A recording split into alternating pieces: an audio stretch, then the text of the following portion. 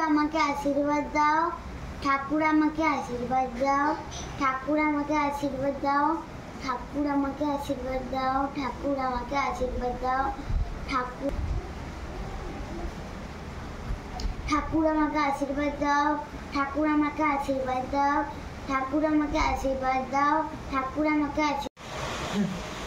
নরেন নরেন ওই নরেন নরেন আমাদের ডাকছে, আমাকে নরেন ডাকছে, আমার কাছে আশীর্বাদ চাইছে। আমি কি আশীর্বাদ দেবো মা? নরেনকে তো আশীর্বাদ দিতে হবে। কি আশীর্বাদ দেবো নরেন?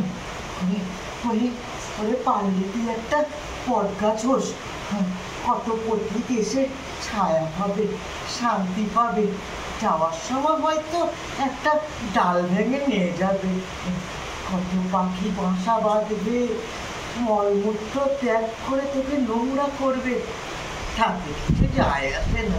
বট গাছ তো বট গাছই, মনে রাখবি সব কিছু ধ্বংস হয়ে যায় গেলেও তবে ইতিহাসের বুকে লেখা থাকবে একটি নাম, যে এখানে একটা বটবৃক্ষ ছিল।